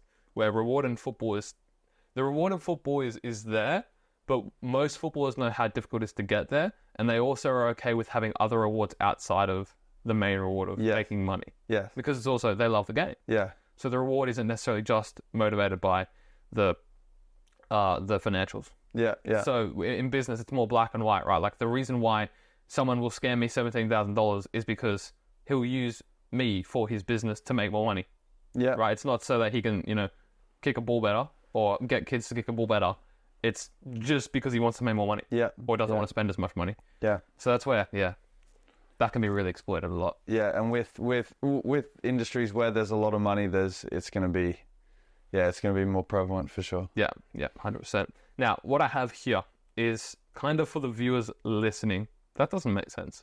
The viewers listening. Yeah, that's good. The viewers listening with their ears. Yeah, I love how the viewers listen with listen with their ears. Yeah. Okay, so for the viewers watching and the listeners listening. Yeah. That's a bar. Yeah.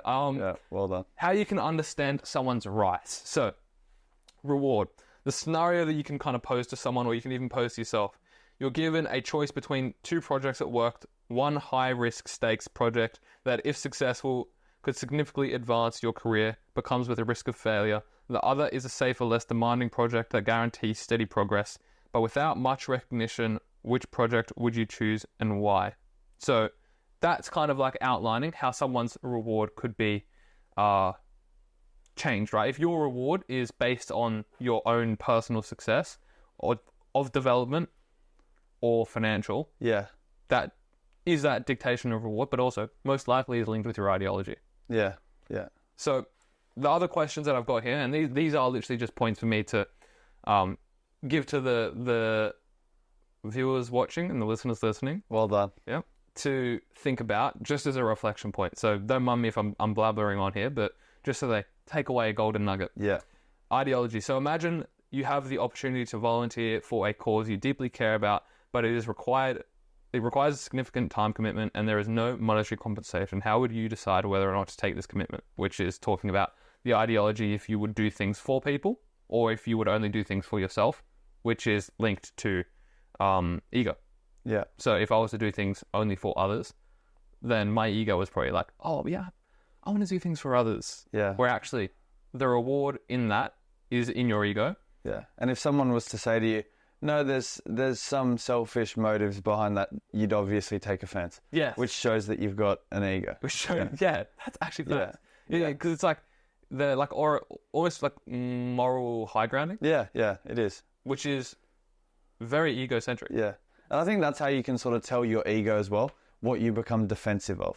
Yeah, that's good. So if I was to say, you didn't work very hard there, Nick. Yeah. If you said that to me, I'd be like, I would take offense. And then I'd start questioning myself, and I'd probably resent you for saying that. Yeah. So you can tell that that's sort of like what my ego is.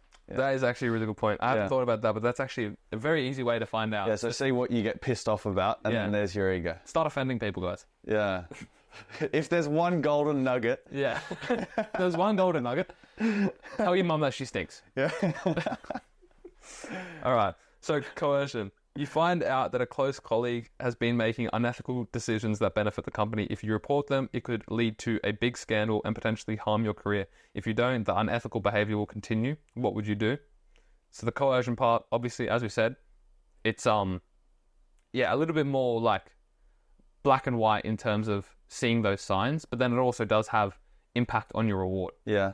So if you were to dob them in, then you'd see there's probably an impact on your own reward, which could be counter to your ego if you're a people pleaser, and if your ideology is to, be kind and considerate, then that's counter to the coercion kind of point. It's difficult. And that's like you said about cults and everything. It's like out group and in group. If you do out that person for, will you be outed yourself because you're like, oh no, I can't trust them anymore because they've exposed that one person who was in the in group. Yeah. So I think definitely in businesses it's very interesting how like group censorship can lead you into decisions. For sure. That is a good point. I like that point, yeah. Okay, so ego. You've been publicly praised and awarded for a team project you've contributed to, but you know that a significant portion of the success was due to a lesser-known team member's hard work. Do you share the credit publicly, or do you enjoy the recognition as is? That's actually a tough one. Because it's like, ideology, if your ideology is wrapped in your own self-worth and the reward is wrapped in your own self-recognition, then it takes a very humble person to admit that it's not just them. Yeah. But then also that humble person probably doesn't take pride in their self-success.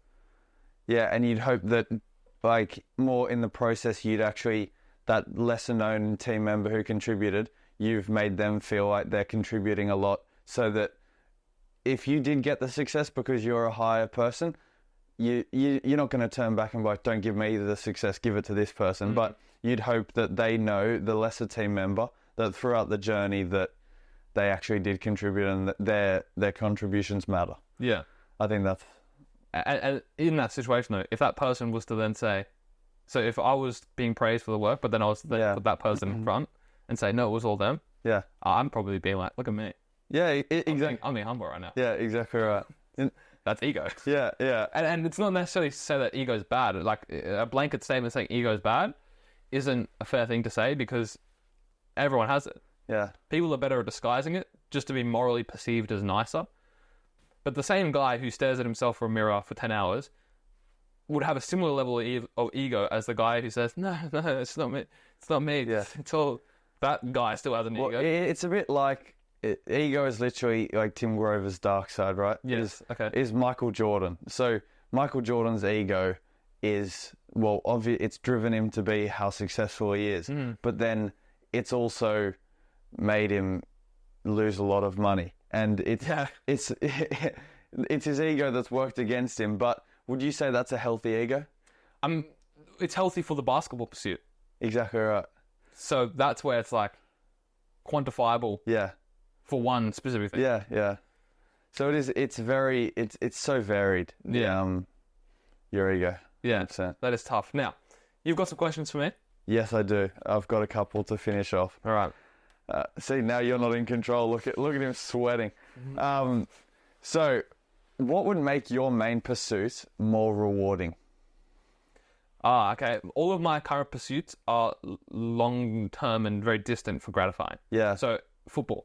Haven't made $1. Yeah. $50, I think. $50 for football for like 6 years. Worth every cent. Worth every cent. I've seen your goal kicks. They go straight out. So, okay, yeah. I would, if, let's say I was able to make $50 from every single piece of effort that I gave, whether it was the app, everything like that. Yeah. That would be nice. But then also, I don't necessarily think that I'd have the same ambition because I'm being constantly gratified for those things. So I think that a nice thing would be being gratified in a reward sense now, but how that would knock onto... And what reward? Financial reward. Financial reward. Because I think that, for me at least, I've had the least financial incentive that I could have taken. Yes. I'm constantly being uncompensated for the work that I do. Yes. And it doesn't bother me that much. Yeah. So, as much as I need... But could you imagine if you had the evidence through financial reward that your efforts are being... Validated. So that'd be lovely. Yeah. Okay. But also, it would then come with its own repercussions because I'd probably take things for granted more. Yeah. Right? I probably wouldn't have a podcast because I'm like, I got enough money anyways. I don't need to do a podcast. I'm Mr. Big Man. No, but I think with that awareness, you still would. Potentially. Yeah. I think that for maybe someone who's not as aware of, delayed gratification. Yeah. Who's constantly being instantly gratified. Yeah. May be in that situation. But because of the struggle and everything that I've gone through to realize that there's, gold on the other side of the hill or whatever. Yeah. That would, potentially keep me going. Yeah. But that's also not to say that there would be things that I probably do drop because of that. Yeah. Because I'm a little bit complacent with, okay, I can stop working X hard on X thing because I can probably fall back on something else if I need to. Yeah. But do you think is that harmful? Almost delaying your reward? Or making, because the question was what would make your main pursuit more rewarding. And you sort of went down a alleyway of saying that you almost reframed it to your advantage again, right? Yeah. Almost like to say that it is actually in my favor at the moment. Yeah. But does that, in the long run, mean that you will sacrifice doing things that are more rewarding or more enjoyable or making the pursuit more enjoyable? Yeah. I would say that I have a very enjoyable life. Yeah. So I don't necessarily wake up too grumpy on a specific day. Yeah. Because like what you're saying, falling in love with the process, I think that we've got that, Yeah, 100%. pretty well sorted.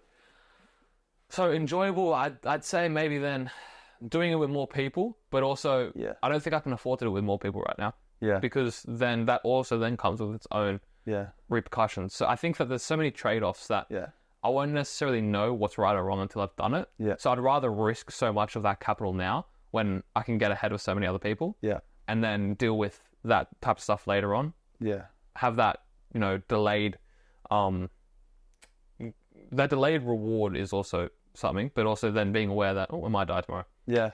So I'd then also just rather go out knowing that I gave it 100%. Yeah. Rather than thinking, I should have done this. Yeah. And definitely for you, and I think for your business as it grows as well, the amount of joy you'll have working with like-minded people who share the same vision, who have the same sort of personality of wanting to grow and wanting to get better. I think that'll make it a lot more enjoyable as well. That is a good point. Yeah, so it doesn't sort of sacrifice what you're doing now either. So that will come eventually as your business grows. Yeah. Last question. Look at me conducting the podcast. You're not gonna have a job after this. What is the key indicator that you feel if you changed in your life would help guarantee success and growth? What is the key indicator that if I change, it will guarantee success and growth? Any part of your life. Or just and I said growth as well because I'm not just saying success, because I think you leave no stone unturned for your success in business. Yeah. But I'm growth as well can be any part of your life. Yeah. See, that's pretty subjective, right? Because that's also then where I see my reward. I have to think about that. I guess thing that I would change to see more incentive could be a way that I would frame that. I'm not very good on the spot, I'm not going to lie. Okay. Wait, what is it again? It's I can't read upside down. You can't read. Right. You didn't have to put upside down, mate. What is the key indicator that if you feel you changed in your life, or key behavior, key value, it can be sort of what you prioritize, if you changed, would guarantee success and growth? And it doesn't even have to be right. Maybe it's a view that you've sort of... Yeah. Yeah. Because I do believe that Thank you. everything that I'm doing right now is going to help me get there, which is delusion, but also then it's that blindness that I don't know what. I mean, at the moment, I'm kind of struggling for an answer because, as I was just saying then, my awareness is blinded by my delusion, which is purposeful, which then helps me believe that everything I'm doing is right, which helps me go with 100% conviction. But then also being unaware to the things that I'm unaware of, because I only know what I know, is then kind of my answer. I only know what I know, and I would say that everything that I'm doing is to the best of my ability, right? Like if I was to strongly believe that everything I'm doing is helping me get to where I want, it may help me get there, but there may be better ways of doing it, and those ways will come. Yeah. They might hit me. I might do it. I might not. But I will be so.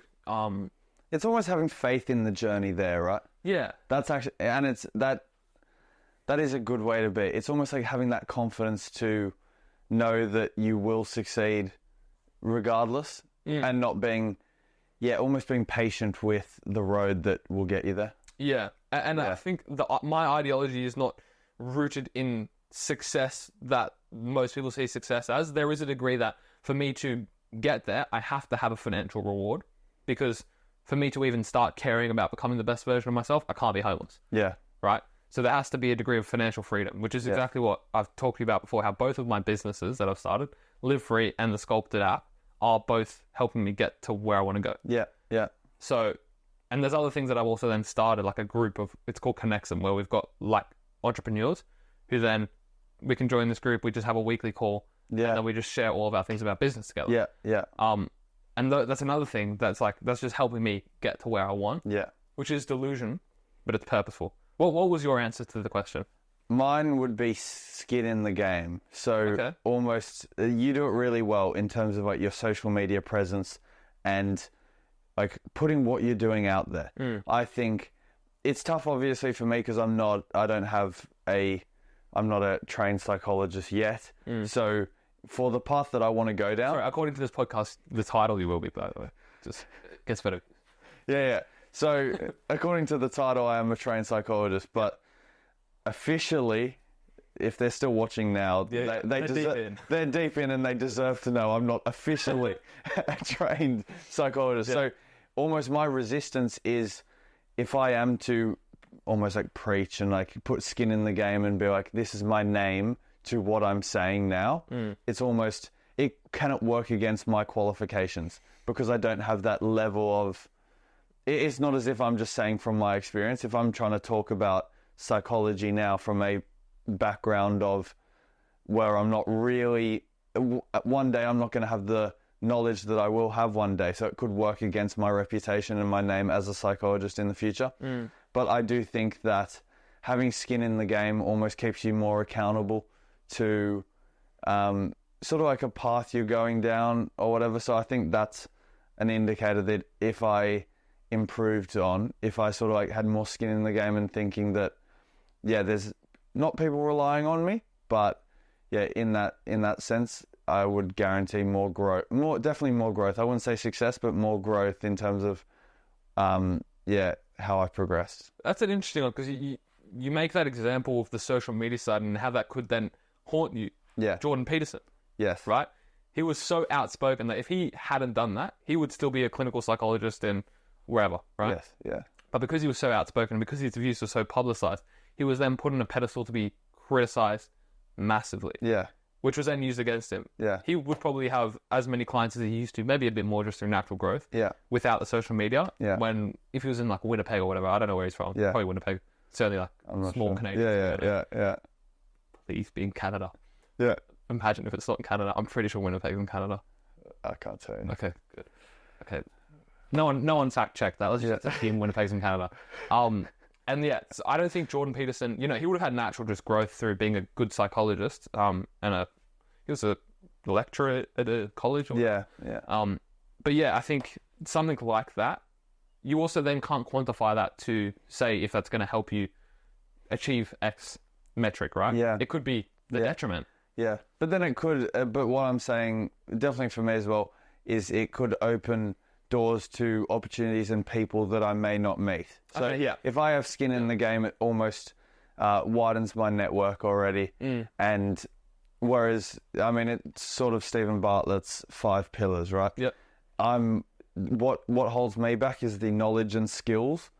I'm not sure I have built to an adequate level where I can invest in the network yet. Okay. Or like the reputation yet, or that sort of, like, I'm trying to make sure that I do the first two right. Yeah. Because definitely as a psychologist, your word and what you say is so, like, you've got an ethical, like, standing to uphold to. Yeah. Because it can, like, ruin people's lives, or you've got other people's lives in your hands. Yeah. So it is, knowledge and skills in my endeavor is so important that's what holds me back. But I feel like there is a way I could put more skin in the game to, definitely contribute to my rice, bringing it back. Yeah. That's actually really funny. I think it's the 5 buckets. 5 buckets. Yeah. Not the 5 pillars. Oh, I've put pillars because it's sculpted. Yeah. You shouldn't have corrected me. Yeah. Yeah. But It is the 5 buckets. Yeah. Because I remember in that, and I think we had a chat about that. I did it in the exact opposite way. I filled up everything but the skill. Yeah. And I've always done that. Yeah. Like my LinkedIn profile, even when I was at North Shore Mariners, looked like I was probably playing for the Mariners in the first team. Yeah. But no, under 15s North Shore Mariners. Yeah. I was doing my goal kicks into the goal. For my own goal. Talk about no skill. Exactly. So that's like where my kind of reality, I kind of like did it the wrong way. Yeah. And not to say that that's the wrong way, because there's probably exceptions to the rule. Yeah. We'll find out. At least it was the wrong way of football, probably. Maybe. Yeah, I'm not sure. Yeah. I mean, I don't know if there is I don't think it worked against you with football. Yeah. And also with privilege, we are sort of able to do that, is that if we put ourselves out there and we fail and we say the wrong things, it's not as if that's going to be so detrimental to our careers and our lives that we're never going to be able to bounce back. Yeah. We're in a fortunate position that we can almost, make those mistakes. And like you said, you're definitely willing, and I'm willing to make those mistakes now to learn from them and then change in the future. Yeah. Whereas if you just don't, and that's the biggest thing as well with skin in the game, right? It forces you to make those mistakes so that you learn from them, as opposed to not making those mistakes at all and not learning from anything. Yeah. And getting no feedback. Yeah. That's a good point, right? Because Jordan Peterson, for example, then now doesn't do any clinical psychology, but has one of the biggest podcasts in the world. Yes. So then he's actually used that detriment in the clinical sense to now become his biggest strength. Yeah. Yeah, interesting. Okay. Yeah. Awesome. Well, do you have any other questions, or is that it? No, that's it. All right. That's all. I think I do have one left. Okay. Better not be another hypothetical. Yeah. So what would you do if... I think it's... Okay. What are 3 ways that you sculpt yourself on a daily basis? I make sure to exercise every day, because I definitely believe healthy body, healthy mind. Yeah. So that is like the diet that you, like, not only feed yourself, but like the content diet as well, what you absorb, the people you listen to. So I would say exercise, and then the people I surround myself with, I try and be like cognizant of. And I try to learn, I write down something that I've learned every single day. I know that. Yeah, and I make sure that, because I listened somewhere that the thoughts you have, I think you have 10,000 thoughts every day. Mm. And if I asked you yesterday, name one thought you had that you didn't speak about. Actually, I can do this. Can you? Yeah. Okay. Hugging your dog, and then realizing that it's like the last time that you hug your dog before it dies. Damn. Yeah. That was a morbid thought. Morbid. And my dog's literally outside, so I hope you can hear that. Yeah. Well, most people, if you ask, and they don't have the knit glasses on and they're not really smart. Ball cap. Yeah. No one's going to get the ball cap reference. But that's just for us. They won't get the ball cap. It's like an hour and a half in. It's for us now. But you know what? When they see the ball cap, in 10 years' time... Exactly, this will age brilliantly. Exactly. So in 10 years' time, we'll see that. Yeah. Well, that was my big thing, why I write something down every day and make sure that I learn it, because I think that, imagine those 10,000 thoughts, and if you don't, most people won't be able to name one thought that they've had the day previously. Yeah. So you're forgetting so much. Yeah. So it's almost kind of trying to train my brain to remember. Yeah. I do like that. That is helpful. I found that when doing the gratitude journal, which we've previously spoken about. Yeah. Doing any type of journaling. And even just writing stuff, like when I think of a thought, like the analogies that, like the random analogies, like I'm swinging on a tree, I'm like, oh wow, the roots are so effervescent. With glasses on. Yeah. Like something like that, an analogy like that, we just can't forget. And a lot of the analogies that I come up with, like when we're speaking, I'll be like, oh, I could write that. Yeah. That one. Yeah. And then I turn them into those little like drawings as well. Yeah. It definitely helps with memory. No, it does, and it's a bit like meditation as well. It almost makes you more aware of your thoughts. Yeah. And that's a big thing that I'm trying to, definitely because through football, I disregarded my education side for so long. Yeah. Now I'm sort of training my brain like I had to train my body for so long. And I'm trying to make sure that when I'm thinking, I'm noticing how I'm thinking as well, and almost kind of sculpt the way I think. Yeah. Awesome. Yeah. Well, Jack, it was awesome to get you on. Yeah, it was great. I've wanted to do this for a long time, and I mean, that's why you get a lot of references, because a lot of my thoughts going into an episode come from the conversations that we have. Yeah, and that's why you often get referenced, because obviously, I want to put you on a pedestal and get ego from that. Yeah. So, thank you. we both benefit from it. We do. Yeah, we do. But yeah. It was a really good episode. I hope that the listeners are still here, because it's probably 7 hours into it. Yeah.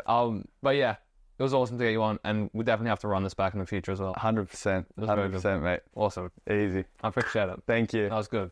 Perfect, bro. Well, I'm going to turn these cameras off because they're probably boiling hot. That was awesome. Bro? That was actually awesome. Literally.